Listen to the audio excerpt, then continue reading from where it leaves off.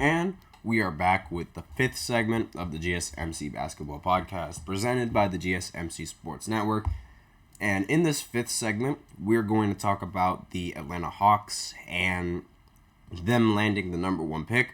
I grazed over it just a little bit in the previous segment because I wanted to make fun of the Detroit Pistons for losing the number one pick again.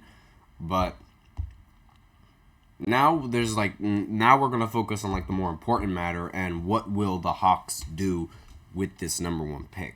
So this is the first time that the Atlanta Hawks won the draft lottery, and how they'll use the number one pick is going to be very interesting. A lot of people thought that since they did have the number one pick, now the trade talks around Trae Young and DeJounte Murray would stop, but they've actually increased since the draft since they got the number one pick. So, it only added more fuel to that fire. So, some of the biggest names in the NBA media are suggesting that this could make Atlanta even more willing to deal to make trades for Trae Young, since they would be able to build around the number one pick in the draft. So, and there's some quotes that I do have. They had DeJounte Murray in trade talks. I think the possibility of trade talks, including Trae Young, in the spring and into the summer are very real too. This was ESPN's lead NBA insider, Woj. This is what he said. So, and another quote was, their choice and the Hawks' ascent to the number one pick immediately casts a further uncertainty about this unsettled class of players. This is Jake Fisher of Yahoo Sports. Atlanta was already widely anticipated to be one of the more active teams of the offseason, having explored the trade market for all-star point guard DeJounte Murray prior to February's trade deadline, league sources told Yahoo Sports.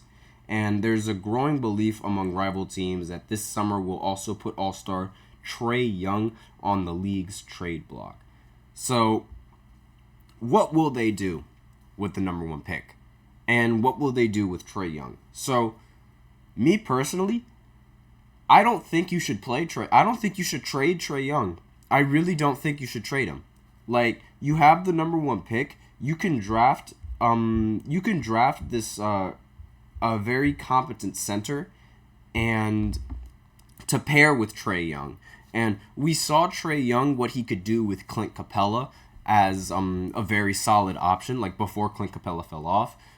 He made it to the Eastern Conference Finals. And trading someone that averages 25 and 10 is just not ideal for any franchise. I really don't think you should trade someone who averages those kind of numbers, because he could definitely be a number one or number two option on a championship winning team.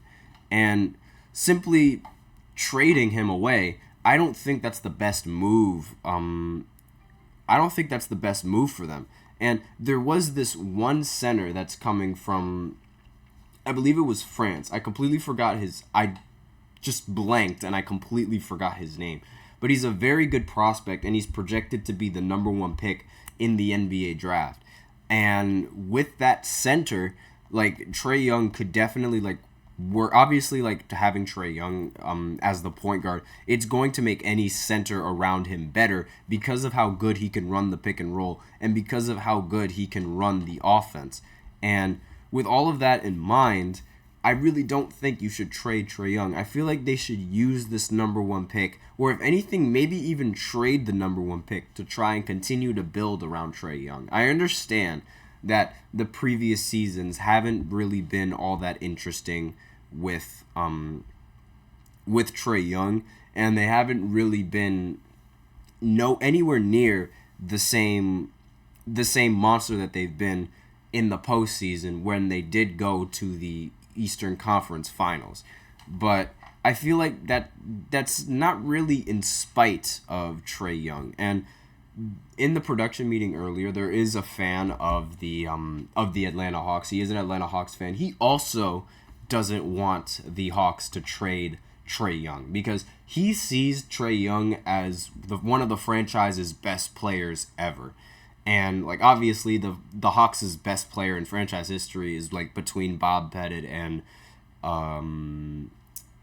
really it's like Bob Pettit and Dominique Wilkins. That's another player that could compete for the best Atlanta Hawk ever. And he thinks Trae Young is like right there or just coming off the cusp of being right there because averaging a consistent 25 points per game along with 10 assists, like there hasn't been one season that Trae Young wasn't top 5 in assists.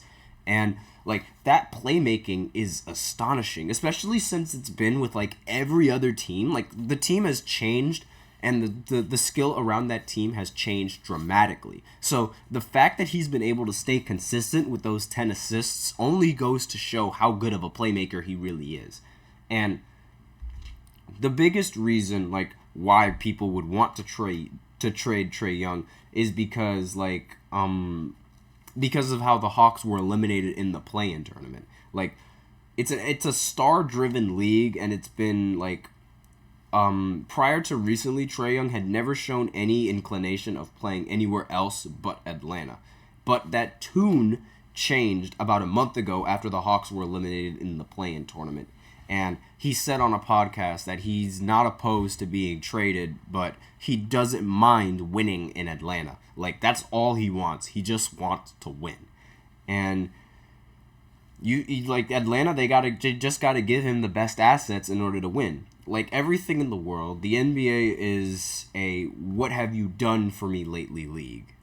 Like right now, everyone is convinced that Brunson is one of the best point guards in the league, capable of leading the Knicks to an NBA championship soon. And then a few years ago, Trae Young was in the exact same position, except he has least led the Hawks to within a couple of games of the NBA Finals. Like, that's what he at least led the Hawks to a couple of games from the NBA Finals is what I was trying to say.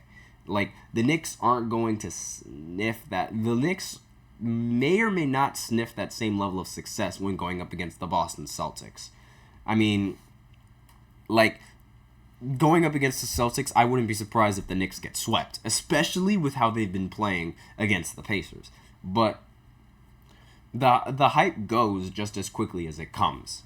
And that's sort of why like the Trae Young hype has died down for a couple of years, because he had that very good season going into making it to the Eastern Conference Finals and almost beating the Milwaukee Bucks, but that wasn't the case.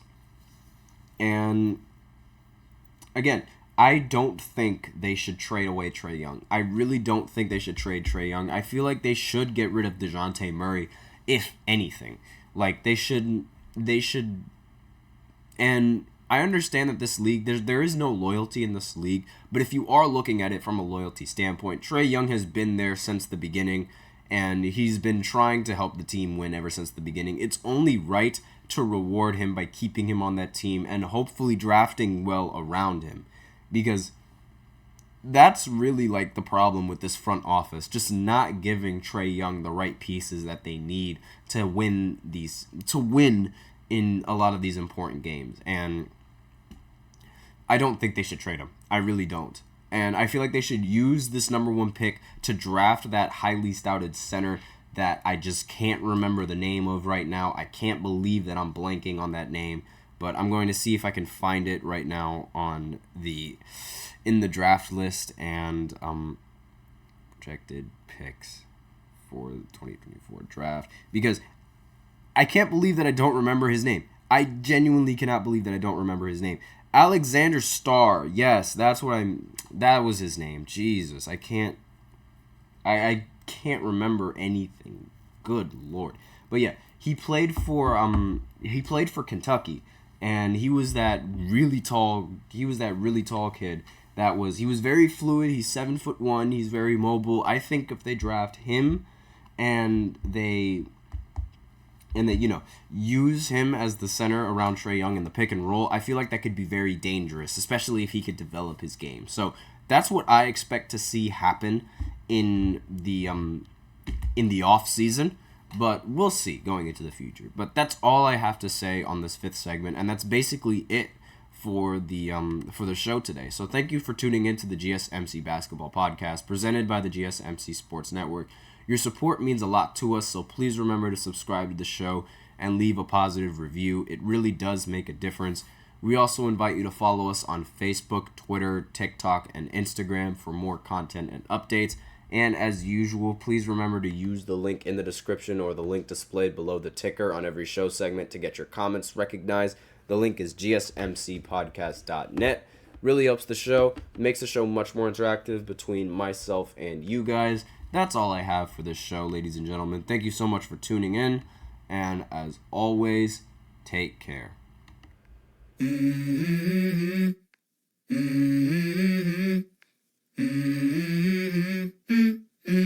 Let's go. I wake up to a little bit of drool on my pillow, feel like it's gonna be a bad day. Yeah, I'm tired of shit, and the coffee ain't hit yet, damn, ain't that great.